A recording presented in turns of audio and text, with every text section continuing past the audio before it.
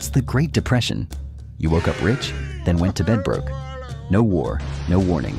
Just a terrifying crash that wiped out $200 billion and sent America spiraling into a decade of hunger and dust. So what the hell happened?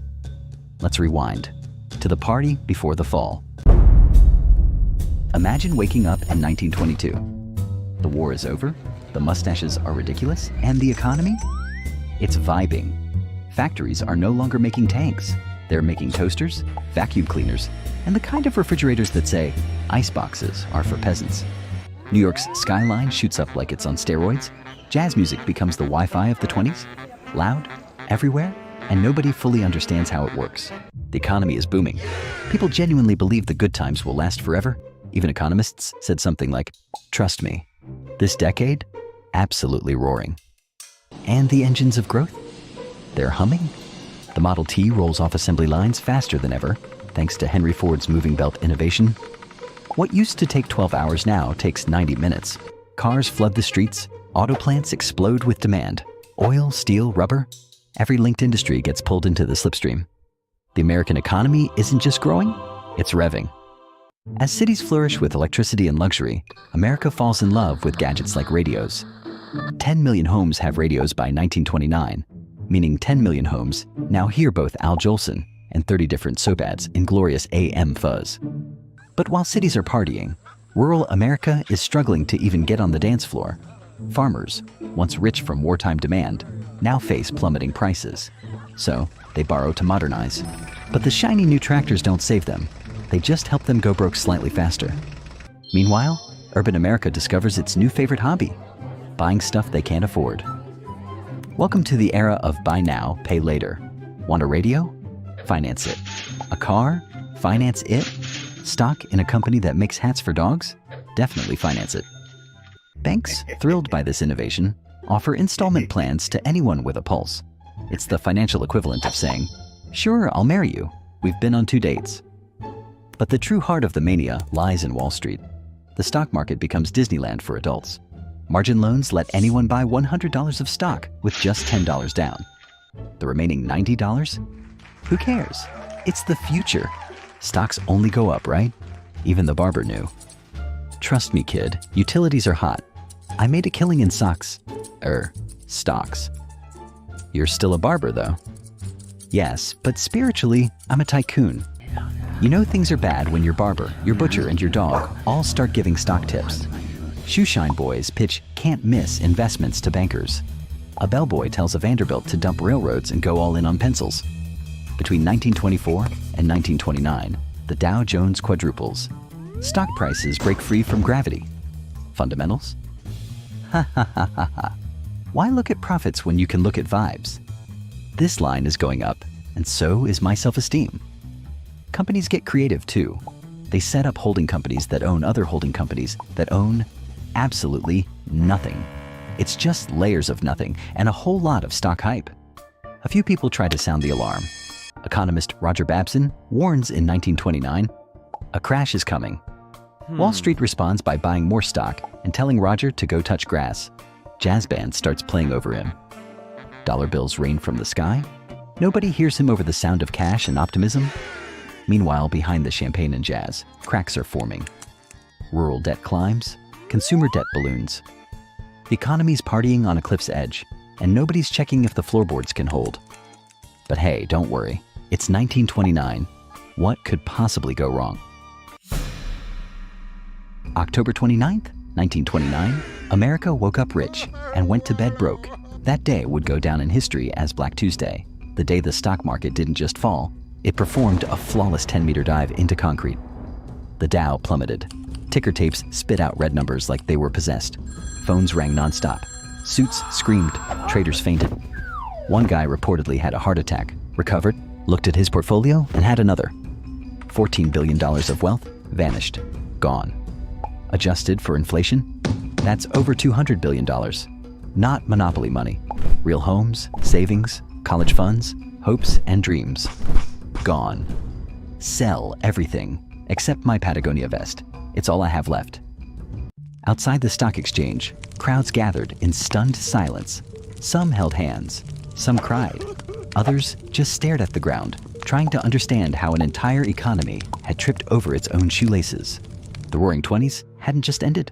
They had face planted into a brick wall while carrying everyone's retirement plan. And that was just the start. The crash triggered a chain reaction. First came the margin calls. During the boom, people had been buying stocks on borrowed money, put $10 down, get $100 worth of shares. Great, until the market tanks and your broker wants the other $90 immediately. Investors scrambled. Many had nothing left to repay.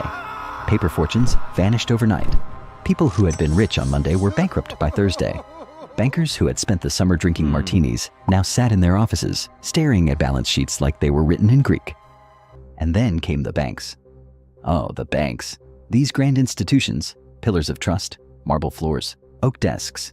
Turns out, they were built on worthless paper and blind optimism.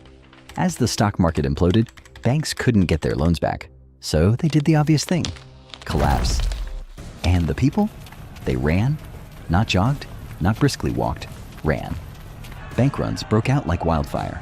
Crowds surged outside local branches, banging on locked doors, screaming for their savings. Inside, tellers tried to calm them down. Everyone, please, your money is completely safe.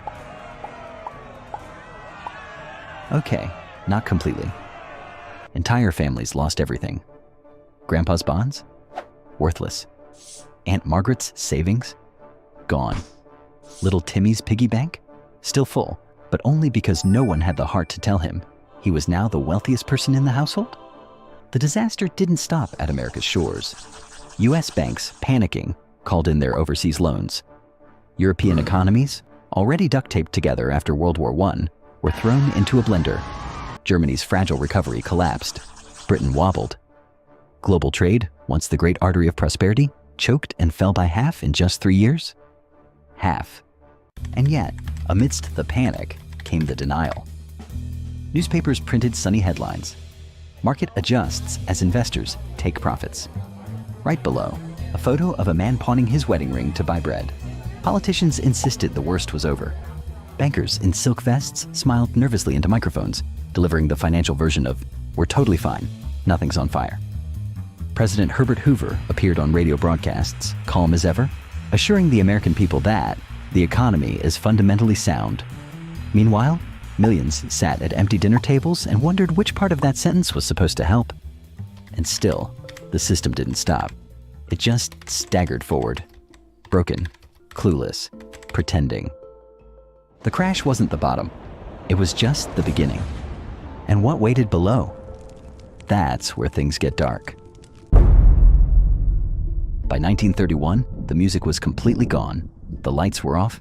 The party was over. And what came next wasn't silence. It was the sound of factories grinding to a halt, of fathers whispering apologies they never thought they'd have to say, of America exhaling all at once and realizing it had nothing left to breathe in. Unemployment soared to 25%.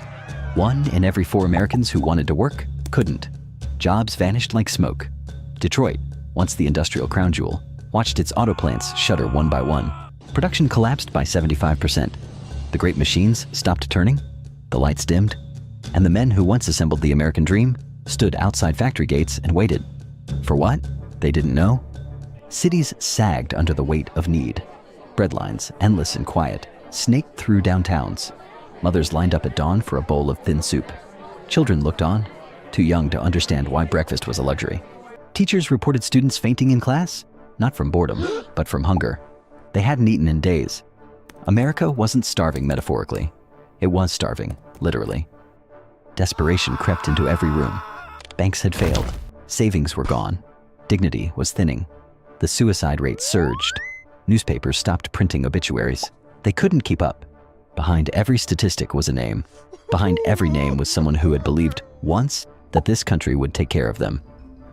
Marriage rates collapsed. Birth rates fell.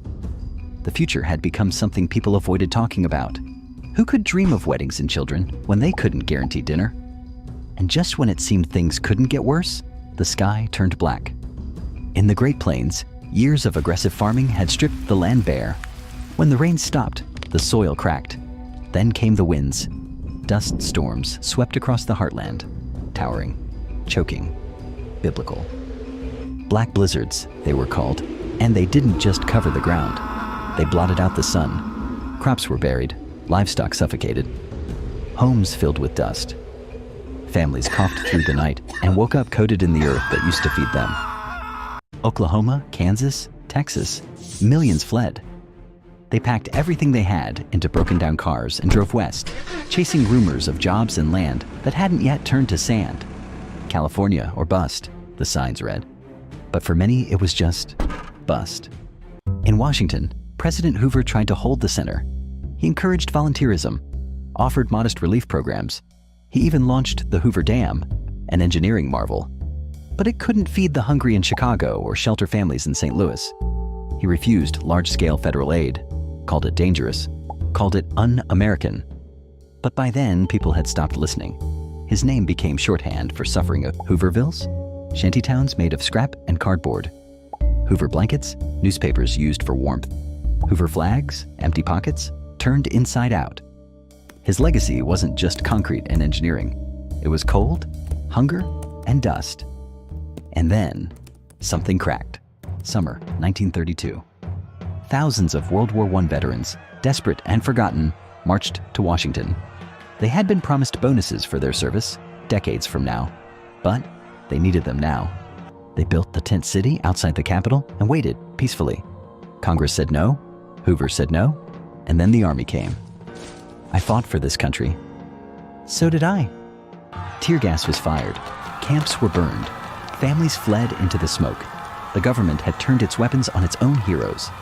And for the first time, Americans watched in disbelief, not just at what was happening, but at who they had become. Radicalism spread, socialist rallies, communist recruitment, not because people believed in theory, but because capitalism had left them with nothing but hunger. Crime surged. Bank robbers like Dillinger and Bonnie and Clyde were seen not as villains, but as folk heroes, people who struck back at the institutions that had betrayed everyone else. America wasn't just broke, it was broken. And yet, even then, something held. Not belief, not optimism, but endurance. People didn't give up. They migrated, they lined up, they held their families, they survived. Not because they were certain things would get better, but because they had no other choice. But the question remained, in a country that once promised endless growth, what was left when the growth stopped? And who, if anyone, could lead them out of the wreckage? By March 1933, Franklin Delano Roosevelt stood at the podium for his inauguration. Millions leaned in. The only thing we have to fear is fear itself, he said. Not gold, not banks, not even dust. Fear. It was more than a speech. It was the first deep breath the country had taken in years. Roosevelt didn't wait. Within weeks, young men in threadbare clothes were handed shovels, tents, and purpose. The Civilian Conservation Corps put them to work. You're here to plant trees and save the country? In that order? Yes. The Works Progress Administration soon followed. Millions hired to build roads, bridges, schools, post offices. They didn't just rebuild infrastructure, they rebuilt pride. People who had once stood in breadlines now stood on scaffolding, lifting steel into the sky. In the Tennessee Valley, FDR launched the TVA. Dams went up, lights flicked on. Whole towns that had lived in darkness began to glow. Families gathered around radios, not because they could finally afford one, but because for the first time, they had electricity to plug one in. Slowly, unmistakably, life stirred. GDP rose, unemployment crept downward, the dust settled, literally and figuratively. People dared to imagine a future again. But FDR didn't stop at jobs. He wanted to fix the machine, not just oil it. So he built rules. The SEC, to keep Wall Street from doing Wall Street things. The FDIC, to protect your money from disappearing again. Banks reopened, but this time, people weren't running in to withdraw everything in a panic. They were depositing. Quietly. Hopefully. Then came Social Security. It didn't make anyone rich. It didn't need to. It said, you matter. We'll remember you. You won't have to work until you collapse. It wasn't flashy, but it was monumental. Even the arts got a job. The Federal Arts Project paid painters, photographers, and writers to capture the soul of a recovering nation. One photo, Migrant Mother by Dorothea Lange, became the face of it all. Her eyes didn't say, we're saved. They said, we're surviving. Hollywood chimed in too. People packed into theaters to watch The Wizard of Oz, where a gray world turned to color. In the middle of a depression, Americans still dreamed, maybe more than ever. Cities buzzed again, restaurants reopened, radios played swing music, and if you squinted, just a little, the skyline looked like it was rising again. In the distance, factories started humming, but this time, not just with consumer goods. Helmets, boots, ammunition. The world was shifting again. And America? America was starting to stir, not just for recovery, but for something bigger. The Great Depression didn't end with a celebration. It ended with work, with blistered hands and tired backs, with legislation, hope, and a little jazz, with a nation that had collapsed, choosing piece by piece to rise again. But as America stood back up, it didn't realize that something else was already on the horizon, something darker, louder, global, and this time, the whole world would feel it.